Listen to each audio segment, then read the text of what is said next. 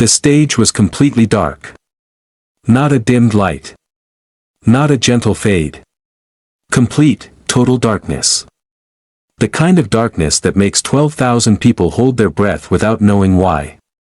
The kind of darkness that feels like something enormous is about to happen. 3 small boys walked out from the wings. They were barely visible. No pyrotechnics. No dramatic entrance music. No elaborate costumes or backing dancers or fog machines. Just 3 young Filipino kids, barely teenagers, stepping into the black, their sneakers squeaking softly on the polished stage floor, their eyes adjusting to the size of the world they had just walked into. The audience murmured. Some people laughed quietly.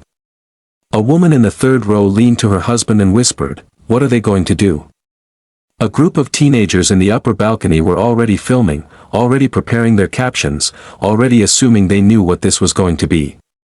Nobody knew. Simon Cowell leaned back in his chair. Arms crossed. Face completely unreadable.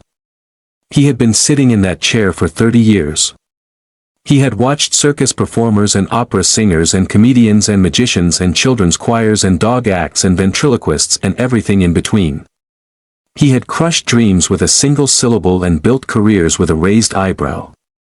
He had made grown men cry and watched prodigies collapse under pressure. He thought he had seen everything. He had not seen this. The youngest of the 3 boys stepped forward to the microphone. His name was Francis. He was 12 years old. He stood in front of that microphone and looked out at the arena, 12,000 people staring back at him, cameras pointed at him, 4 judges watching him, the entire weight of Britain's Got Talent pressing down on his small shoulders, and for one long, unbearable, excruciating second, he looked like he might run. The silence stretched. The audience leaned forward. Simon's eyes narrowed slightly. And then Francis opened his mouth. The first note that came out of that 12-year-old boy was so pure, so completely and devastatingly perfect, so far beyond anything that anyone in that arena had expected from a child that size, that 3 people in the front row physically stood up before the verse was even finished. Not at the end. Before the first verse was done. They could not stay in their seats. Simon's arms uncrossed. Slowly. Without him seeming to notice. His jaw tightened. Something was happening in his eyes, something that the cameras caught but that nobody could quite name yet. Something that had been buried deep under 30 years of professionalism and cynicism and the armor that you build when your entire job is to judge human beings at their most vulnerable. Something was cracking. But the audience didn't know that yet. And neither did Simon. Because what the crowd didn't know, what nobody in that arena knew except 3 small boys standing in a spotlight, was what it had taken just to stand there. What had been survived? What had been lost and broken and endured before those sneakers ever touched that stage? Francis had grown up in a house in the Philippines where the roof caved in every typhoon season. His family owned 1 pair of shoes between the children. There was no radio. No television. No music class. He had learned to sing by sitting in the corner of that broken house and listening to the rain, and humming along to the sound of water because it was the only music he had ever known. His voice had been built note by note out of everything that should have destroyed him. The second boy was named Mackie. When Mackie was 9 years old, his school music teacher pulled him aside after class and told him he was tone deaf. That he should stop embarrassing himself. That music was not for him. He was 9 years old when an adult looked him in the face and told him his dream was worthless. His mother found him that night and held him while he cried. And then Mackie wiped his face, went to his room, and sang alone for 4 consecutive hours until his voice was completely gone. He woke up the next morning and sang again. The third boy was Angelo. When Angelo was 8 years old, he woke up one morning and his father was simply not there. No goodbye. No note. No explanation. Just gone. Angelo stood in the empty kitchen and understood, at 8 years old, that some people leave and do not come back. And he decided, in that kitchen, that if he could not hold his family together with his arms, he would hold them with music. Every peso he earned from singing, at school events, at barangay festivals, at any place that would have him, went directly into his mother's hands. These three boys found each other the way that broken things always find each other. By recognizing something familiar in the cracks. They called themselves TNT Boys. Tiny but terrible. Standing on that BGT stage, the name had never meant more. The second voice joined Francis. Then the third. And when the harmony locked, when all three of those voices, each one built from a different kind of suffering, each one forged by typhoons and abandonment and poverty and the specific cruelty of being told you are not enough, when those three voices became one sound, the arena did something that arenas almost never do. It went quiet. Not the polite quiet of an audience waiting for their turn to clap. The deep, involuntary, shocked quiet of 12,000 people who have just heard something they do not have words for. The quiet that happens when something real enters a room that is used to performance. Simon Cowell had not moved. He was sitting forward now, without having noticed when he moved forward. His elbows were on the table. His eyes were fixed on the stage with an intensity that the cameras kept cutting to because the producers in the truck couldn't believe what they were seeing on his face. A judge had her hand over her mouth. The crowd was swaying. And the boys kept singing. The bridge arrived at the 6-minute mark. If the opening had been breathtaking, the bridge was something else entirely. Something that did not have a comfortable word in the English language. Francis stepped closer to the microphone and he drew a breath and he sang a single note, one note, held and shaped and sustained, that climbed higher and higher and higher until it was somewhere above the arena, somewhere above BGT, somewhere that voices are not supposed to reach, and he held it there, perfectly, without wobbling, without breaking, without anything except absolute control over something that felt completely wild and free. 12,000 people. Silence. One voice. A man in a business suit in the upper balcony had his face in his hands. A group of university students who had come specifically to film funny reactions for their social media had completely forgotten their phones.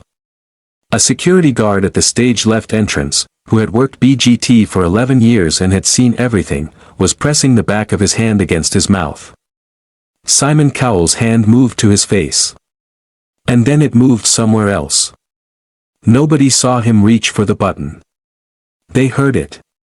The explosion of gold. The sound of the buzzer. The confession of gold confetti erupting from every direction at once, filling the air above the stage, catching the spotlights and turning the entire arena into something that looked like the inside of a dream. The crowd detonated. 12,000 voices became one sound, and that sound was enormous and raw, and it was the sound of people who had just witnessed something they would tell their children about. Francis dropped to his knees. His hands went to his face. His shoulders shook. The gold was raining down on him and he could not see it through his tears, and he did not care. He had carried that voice through a broken roof and a borrowed pair of shoes and the sound of rain, and he had carried it across an ocean to this stage, and he had given every single piece of it away, and there was nothing left except the gold and the noise and the feeling of the floor under his knees. Mackie turned to Angelo. They looked at each other, two boys who had been told they were not enough, two boys who had sung anyway, two boys who had crossed the world with nothing except their voices and each other, and they held on. They held on like the stage was moving. Like if they let go, this moment would dissolve and they would wake up back in the Philippines with the typhoon coming and the roof caving and the silence where music should have been. They held on. And the gold kept falling. Simon Cowell stood up. This is the moment. This is the moment that everyone who was in that arena will remember for the rest of their lives. Because Simon Cowell does not stand up. It is not something he does. In 30 years of Got Talent, across every country, every season, every act that has ever made him feel something, he has remained in his chair. The chair is part of who he is. The chair is the symbol of the distance he keeps between himself and the performances in front of him. He was not in his chair. He was walking to the stage edge. moving through the gold confetti with it settling on his shoulders and in his hair, his face completely open in a way that it almost never is, and he stopped at the edge of the judge's table and he looked at those three boys, Francis still on his knees, Mackie and Angelo still holding each other, and the arena slowly came down from its explosion into something that felt almost like reverence. Like the crowd understood that something was about to be said that needed to be heard. Simon looked at them for a long moment. Then he spoke. I have been doing this for a very long time. I have sat in that chair and I have heard everything that a human voice can do. I have heard perfection and I have heard disaster and I have heard everything in between. And I want you to know, right now, in front of every single person in this building, that what you just did is one of the greatest things I have ever witnessed on any stage, anywhere in the world. The arena was completely still. But the singing is extraordinary, and I mean that without any qualification, the singing is not what has undone me tonight. What has undone me is this. I look at the three of you, and I see three children who had every reason to give up and chose not to. I don't know your story. But I can hear it. Every single note of it. And that is what music is supposed to be. Not a performance. Not a technique. Not a competition. Something that comes from a place so true and so deep that it reaches every person in the room regardless of where they come from or what language they speak or how hard they have tried to protect themselves from feeling things. He stopped. His voice had done something that voices do when they are carrying more than they were built for. You are not tiny. And you are not terrible. You are immense.